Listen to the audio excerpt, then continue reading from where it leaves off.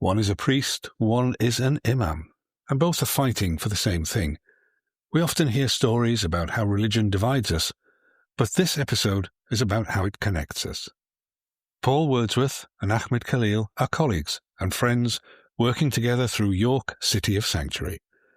In this episode, they discuss the reality of their interfaith partnership, their shared concern regarding the rising tide of racism in our city, and why, in the face of division, solidarity is the most radical act of all.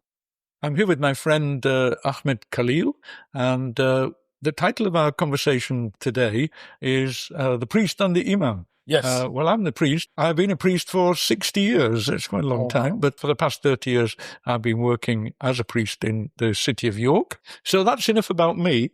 Ahmed, you are the Imam, and quite how you have that title and where you're doing that work, you just need to tell me. Yeah, good morning, Paul. It's always a pleasure to meet you.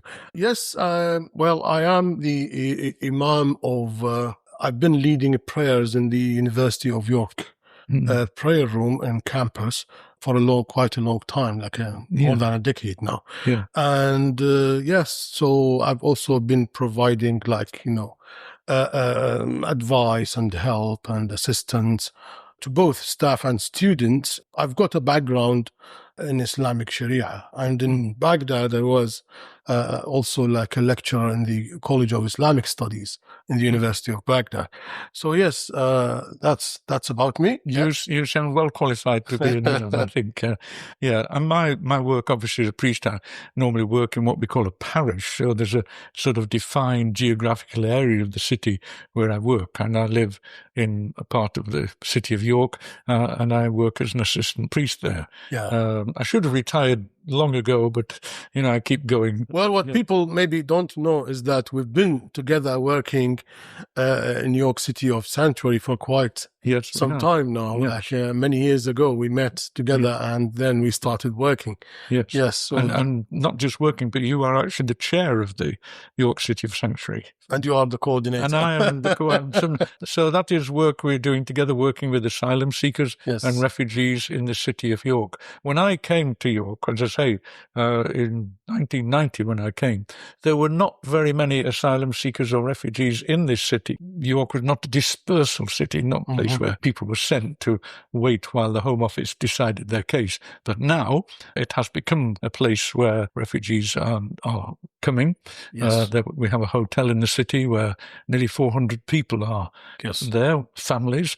We also have other people who've come as students to the city. As you will know, both universities have international students, some of whom, during the time that they're here in York, there's sometimes a regime change where they've lived, or they come to the attention of the regime that they're taking part in democracy meetings here or exploring human rights and so on. So they also are applying for asylum. So we have around about 1,000 people now in the city who are asylum seekers or refugees, which is quite an expansion. And our work is involved in that direction as well. It is true. And as say the other aspect of the difference between when I came and where we are now is that, as I say, there are very few people from other ethnic backgrounds in the city of York when I came. But now we have around 11% of the population who are from other places, other parts of the world, and that is about the average of the country as a whole, that it's around 1 in 10 of the population have come from somewhere else and have settled here. Some may have come, years and years ago. Others more recently, like yourself and so on, and who have become, as you have, you're now a citizen of the UK. Yes, but I was a refugee. Yes. I came to Britain in 2010 as a rescued academic. I was working in Baghdad at the university, and I was also working with NGOs. I had a couple of accidents in Iraq. And the last of which I was working with the UNICEF and with Cara on a project.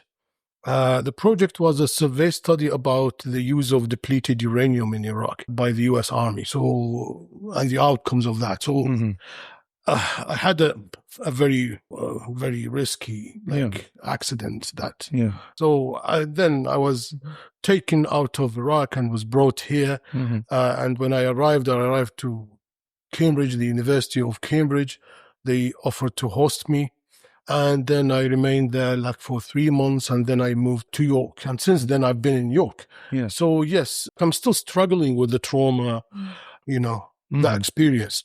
And it lives with me every day. And I can see how refugees like suffer. So when I worked with refugees, when I started working with you, working to help refugees, this kind of experience and background that I've got helped me a lot, actually. Understand refugees, understand their pains and their needs as well. And also, like, this gives me like a better, kind of reaction to their, needs and their, problems, understanding their problems. And this actually helped me a lot. So I'm trying to use that kind of negative experience and turn it into something good, something that can serve the good. So, yes, I mean, we met together in 2015 for the first time when we were both invited to the meeting in the York Minster, which was held to discuss the help for Syrian refugees. You're better at remembering dates tonight. Yeah, so I remember that we met for the first time there. And after the meeting, like, we exchanged contact numbers, and then I approached you when I wanted to apply for asylum after I finished my PhD. So yes, so then after that we started working. Well, the rest is history, I think they say. Places. Yes. So we know each other now also for more than a decade. Yeah, indeed. That's right. So you're the Imam, I'm the priest, and we are colleagues, and we're also friends. So it's a kind of the developing of that over these years. You are part of the Muslim community in this city. Yes. And in recent years, we do know that there have been people who have come to York, come from other places as well, to, with hostile intentions towards the mosque that's in York and so on. You're aware of that, obviously. I mean, don't know how that feels for the Muslim community in this city, to think that there are people who have this kind of strong hostility. I mean, what's that on? Yeah, well, I mean, the problem with the hostility is many people, the majority of people, like, who come with this hostility, they rest on a misunderstanding of Islam.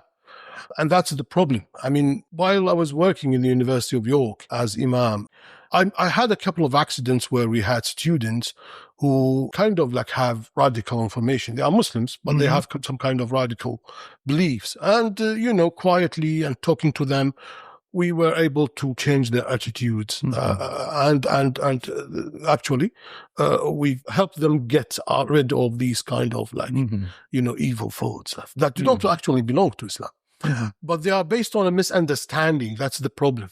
So the same thing is when people like carry like thoughts like Islamophobic thoughts. And they usually also have the same problem, like, which is like a misunderstanding. And that because the Muslim community, like here in York, it's very peaceful, and it's been helping a lot, like in terms of support, in terms of reinforcing like peaceful coexistence. And I mean, you have visited the mosque on the open days, for example. The mosque very often. I feel when I go that I'm amongst friends, that I know many of the people who are members of the mosque and so on. I feel quite at home there. I mean, because of the number of times I've visited, that I've met the imams, and people called upon me when they have a need or a problem or an issue with one of their members who needs some help and support. Then certainly from my point of view, though I'm a priest in my work,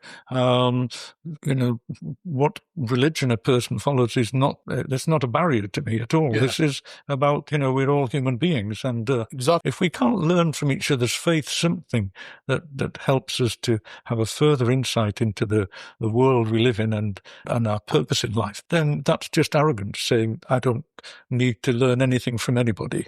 I've learned a great deal from the Islamic faith about things like fasting and prayer and the need for discipline. All these things are the things that are taken for granted almost in the Muslim community, and yet within the Christian faith, this is an area which is there, but not very often. Exactly. I mean, if you visit Iraq, there have been like a lot of things talking about Iraq as a country that is unsafe. Or if you go to Iraq today, and just walk in the streets. You will not see anything but people welcoming you, people who are very peaceful. And even when they see you are like different or you are priest, they respect you more. They show you more protection. They offer you more help. That is actually the nature of people. But the problem is with the media, with all these things.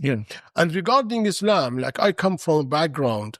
My father is an Imam, my brother is an Imam, and not only an Imam, but a scholar. It's in your blood, is it? It is in my blood. And I belong to a family of scholars. Like my great-great-grandfather, like is Abdul Qadir al-Jilani. So he's one of the big scholars. Like, I mean, I have been taught since I was 6 years old, because it was tradition in my family to be sent to what is called the mullah, who teaches you the Quran, who teaches you so many things. And we've been taught that. I memorize almost half of the Quran, and I understand that the Quran says very clearly, يا أيها الناس إنا خلقناكم من ذكر وأنثى وجعلناكم شعوبا وقبائل لتعارفوا إن أكرمكم عند الله أتقاكم, which translates into, O humankind, we have created you from male and female. We have made you tribes and nations so that you may get to know each other. The nearest among you to God is the most pious. This is very clear, like the Quran addresses very clearly this way. But unfortunately, people misunderstand things and misinterpret things, or interpret things the way they want in order to serve their, their kind of evil, purposes or whatever. So at the end of the day, we are brothers in humanity, as Islam teaches us, and also Christianity teaches us that people in Islam, that people are of two kinds, either a brother of you in faith or a brother of you in humanity. So, and that's very clear. That's very clear. Absolutely. So let's take it back to the city as it is now. We've talked about the change in the demographics and how many more people now make this a multicultural city, which is good. It enriches and provides diversity in all sorts of ways for us, and it's a benefit to the city as well, especially since we're a tourist city. But there have been some markers, one of which was the putting up of English flags across the city, which caused something of a stir. Some people saying they're benign, and other people saying no, they're not. And also in the last year or two, there's been a definite rise in incidents of racism recorded by the police. I think you belong to, was it the anti-hate crime group? Or Yes. You're part of Yes. that. So that's a disturbing sign for us, in our communities. And how would your take? Well, when I saw the flags for the first time, an alarm was ringing inside me. Why? Because in Iraq, before 2003, racism was a crime. But then after 2003, when the Americans came and the country was open, we started to have people, also raising flags. And those flags actually, until today, are kind of like untouchable. Many people were killed just because someone decided to take a flag that belongs to a certain ethnic group. And then the reaction was a very severe, was a very bloody one. And then it helped, these kind of flags in Iraq helped raise or escalate racism and hate further and further, and until we reached the sectarian conflict in Iraq, which was a bloody one. Thousands of people were killed and many people were displaced. So this was the alarm that was triggered by those flags, that, oh my goodness, are we reaching to this level? Is that happening actually in the UK? That we are going to have flags, and then those flags cannot be touched, and then those people who try to take these flags out will be dealt with in a violent way, and then this will lead maybe to a civil war or a conflict, a sectarian or racist conflict. So this actually disturbs peace, of course. Racism is something that is very dangerous and very risky. It should not be played with. According to my experience, like in Iraq and Syria, and once it is triggered and once it starts, even as a joke, it will be very hard to stop. So people should not tolerate racism, actually. Neither governments, nor local governments, nor even like individuals should actually tolerate any act or gesture of racism. Yeah, well, that's And that's a strong thing to say, and it's true.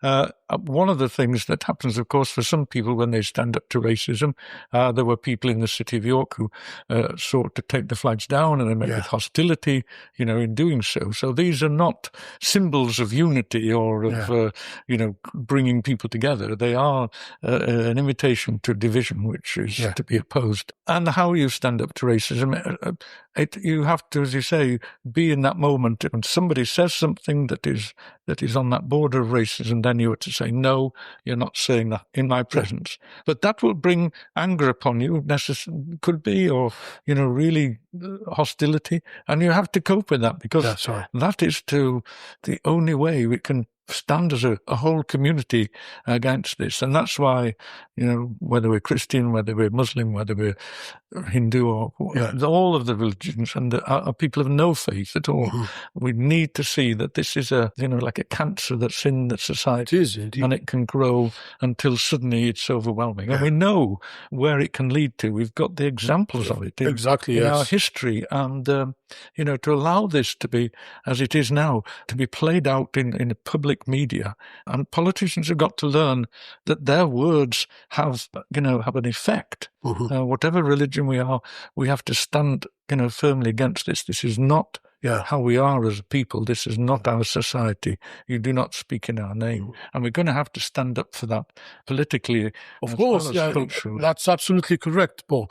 I mean, these flags should make us stop and try to think with ourselves. Like, everyone in this country should stop and think, well, we need to have some sort of reform.